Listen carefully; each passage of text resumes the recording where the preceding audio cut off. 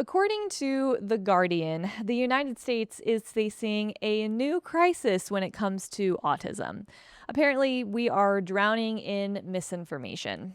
This article, written in response to the very first IACC meeting, which took place just a few weeks ago with our new autism advocacy representatives, comes as a bit of a slap in the face, and even goes so far as to claim that the new IACC committee is creating a crisis of public trust.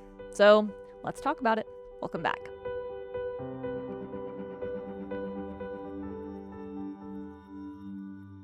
So, first and foremost, I want to provide you with a little bit of context for the information that I'm about to present. So, I did download and read through the 539-page document containing all of the public comments submitted to the IACC before their meeting. And I also did go back and watch the live stream of the IACC during the day that it was actually being promoted on Teams. So I did get to see that take place. And so all the info that I'm about to go through is publicly available. I believe the meeting was recorded and it should be on the government website at this point. If it's not there now, it will be soon. So let's start with the article from The Guardian very first, because one section that particularly sticks out to me claims that, and I quote, misinformation from top health officials in the Trump administration has created a public trust crisis, and that Congress should conduct oversight hearings and possibly go so far as to impeach officials such as Robert F. Kennedy Jr. They interviewed Zoe Gross, this is another quote, director of the ASAN, who said, quote, "We'd really like to see Congress hold RFK Jr. and the HHS broadly to account for everything that they have done over this past year that has been so harmful to the autistic community and to public health generally with oversight hearings." Gross went on to say, if, for example, RFK Jr. is found in those hearings to have been derelict in his duty as secretary, then Congress should impeach him, end quote. So what exactly is this misinformation that the ASAN and the Guardian are speaking of? Something that is so terrible it's impeachment worthy. It is two things: the warning label on Tylenol for pregnant women and the use of leucovorin for children with a folate deficiency. These are the two identified sources of harm pinpointed by the Guardian and by the ASAN.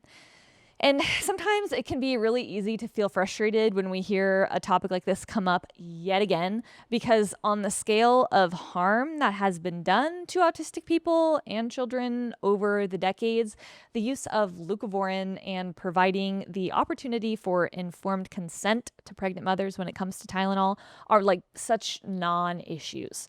Objectively, having leucovorin as an option to treat folate deficiency affects autistic people pretty much not at all. It doesn't do any harm to the children whose parents might decide to try it as a treatment to help manage behaviors, and an adult doesn't have to take leucovorin unless they really want to. And then when it comes to Tylenol, first of all, there's a lot of painkillers out there that women can use instead.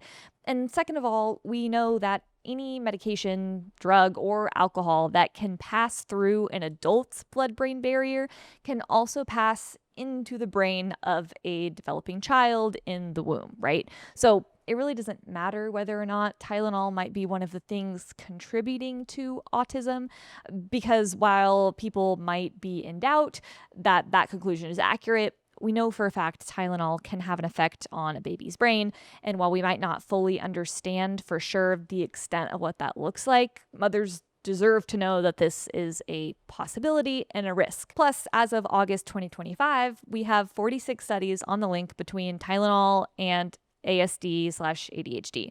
And 27 of those studies reported positive associations with the development of these disorders, and 9 of the studies reported no link at all. So again, objectively, it seems like there's something going on, and it feels a little strange that informed consent for mothers that, hey, maybe Tylenol might not be the best option, is being spun as something that blatantly harms autistics. It all really just feels like curated outrage. So, of course, for the sake of further investigation, we went back to the ASAN website to kind of see what their official statement is regarding the IACC meeting, because obviously there's got to be more to it than just the Tylenol and leucovorin points. Again, because we've talked about those a lot, they've been brought up a lot. So, okay, what really is the issue when it comes down to it? When it comes to the IACC, they published in their article, and I quote, "At the meeting, the IACC recommended several policy changes to HHS, and this includes formally adopting the term profound autism for use in research and in policy. The ASAN has long been critical of this term, which subdivides autistic people into those who are considered too disabled to be able to interact and engage in community living, and those who aren't considered disabled enough for services and supports. The ASAN does not think that the IACC is following the law, and the IACC did not give people enough time to learn and prepare for the meeting." End quote. I do understand this frustration to an extent. 2 weeks is kind of a tight turnaround, and yes, it may have been nice to have 4 weeks, 6-week notice to be able to submit thoughts to this committee. But sometimes, that's just life. We have to roll with it. We have to adapt. And while the ASAN may not have been able to submit any of their thoughts within that 2-week window, you know who did? Close to 300 parents, siblings, and researchers. 539 pages of content in 2 weeks of real stories, needs, struggles, wins, and ideas on how to make the world a kinder place for children and adults living with autism. Over the course of the summer, we are going to be publishing shorts here on YouTube and over on Instagram, and we are going to read through every single submission together. Why are we doing this? Because when I read this document last week, I was really reminded of the reason why we are continuing to push back against claims like those made by the ASAN, why we're fighting for children and adults living with profound autism. It really comes down to the stories like the ones submitted to the IACC, stories of suffering and breakthroughs and joy and a love that would literally give anything to make the road a little bit easier for our loved ones living with profound autism. I mean, this is why the Alethea Project even exists, right? Because of the impact that the profoundly autistic population has made on my life.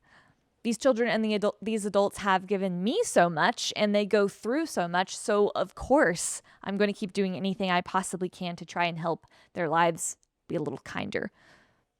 The ASAN is critical of this term profound autism because they believe that to apply a functioning label is going to subdivide autistic people into categories, right? They said those who are considered too disabled for community living and those who are not considered disabled enough. This is exactly the point. The autism that advocates like Kaylin Partlow, Elon Musk, Temple Grandin live with every day is not the same type of autism as those who are profoundly impacted live with.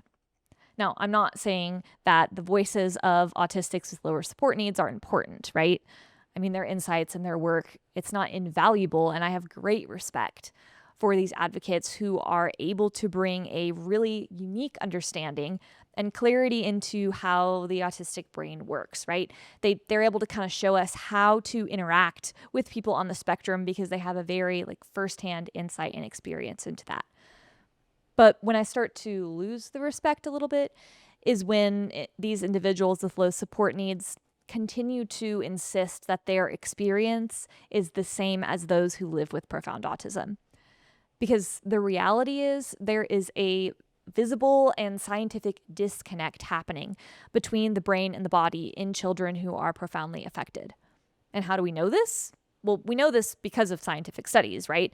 But we also know because non-speakers and spellers, using talkers, they've been able to explain this to us. There's such an intense disconnect between what's happening in their brain and what they're able to control in their bodies, and something is wrong. I don't know how else to paint the picture, right? Than by describing, just some of the things that I have seen. I have seen profound autism cause an adult to smash their head through a window or try to choke out their therapist. I have seen a child literally pick up and throw a table across the room or smack their head on the floor until it bleeds. I've seen people paint the walls of their bedrooms and bathrooms with feces. And ew, if these stories make you cringe, that is the point. Many members of the profoundly autistic population are too disabled for community living. And it's because of these behaviors. I think what so many people are missing, though, is that this desire to create a separate diagnostic category for these children and adults is not coming from the desire to question their worth as people. Nobody is questioning whether or not these adults and children are worthy of life and dignity and freedom and a voice. We're not questioning their value as unique people. We have an immense adoration and respect for every single one of their amazing personalities and gifts and the incredible things that they bring to the table just for who they are. But the problem is they're living in bodies that just don't cooperate. They're being prevented from reaching their full potential because of these extreme behavioral impulses and comorbidities that come alongside profound autism. For those of you who have witnessed true meltdowns like this, you can attest to it, right? You can literally see the moment when their brain kind of panics and they lose control of their bodies. None of these behaviors are intentional, and I would even argue that none of them are really controllable. And this is the root of the issue. The need for a separate label for profound autism doesn't exist because we want to place limitations on these children and adults. It's because we really do need to demand a better standard of care. We've got to have realistic treatment options that will allow them more autonomy and independence and safety. Because right now, the reality is that, yes, many of them are too disabled to ever exist normally in society. The claim by the ASAN is that talking this way is harmful or oppressive. And in reality, this is the true type of misinformation that we need to be concerned about. It's not oppressive to demand a better standard of care or ask for better research. And it seems like the IACC is really trying to respect the wishes of high-functioning autistics by asking for a separate diagnostic category. Because over and over again, these self-advocates have insisted they really don't want causation research. And they don't want cures, and they don't want investigation into root causes. They don't want parents or providers weighing in on, how they're going to be treated. And so, in my mind, the IACC is respecting that by requesting a distinct line be drawn on the spectrum. Not necessarily to divide it entirely, but to ensure that those with lower support needs are respected, while those with higher support needs receive the funding and the research and the intensive support that they need to be able to move from surviving to thriving. I am truly of the opinion that parents say it best. So I will close with this excerpt from an essay by Lindsay Stayskull, an autistic mother herself and mother of two profoundly autistic daughters.